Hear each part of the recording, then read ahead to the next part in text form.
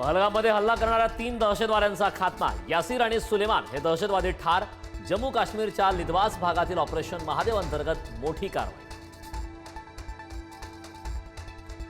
दहशतवादी कृत्य थांबवले नाहीत तर पाकिस्तान विरोधात पुन्हा ऑपरेशन. संरक्षण मंत्री राजनाथ सिंह यांचा इशारा. 100 पेक्षा जास्त दहशतवाद्यांचा खात्मा तर पाकच्या हल्ल्यात भारतीय सैन्याचं नुकसान झालं नसल्याची माहिती. कुणाच्याही दबावातून ऑपरेशन सिंदूर थांबलं नाही. पाकिस्तानने विनवणी केल्यावरच शस्त्रसंधी. संसदेत संरक्षण मंत्री राजनाथ सिंह यांचं विरोधकांना प्रत्युत्तर. वरून इंजेक्शन बसल्यानंतर काही पोपट बोलायला लागले. जनसुरक्षा कायद्यावरून फडणवीसांचा हल्लाबोल. तर महाविकास आघाडीचं स्थगिती सरकार नसतं तर अनेक प्रकल्प पूर्ण झाले असते. फडणवीसांचा टोला.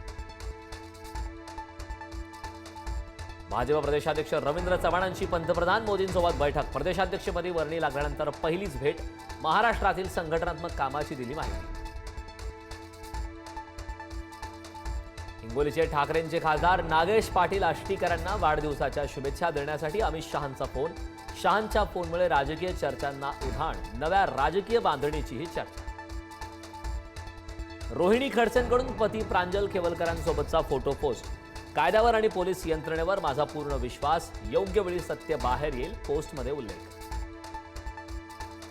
माणिकराव कोकाटे आणि अजित पवार यांच्यात आज भेट होण्याची शक्यता. कोकाटेंच्या राजीनाम्यासाठी विरोधकांचा जोर. अजित पवारांसोबतच्या भेटीनंतर निर्णय होणार.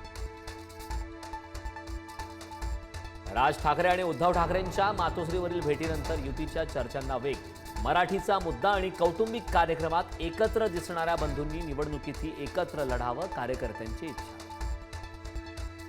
गुजराती पांड्याचा मुंबई महानगरपालिकेवर दरोडा.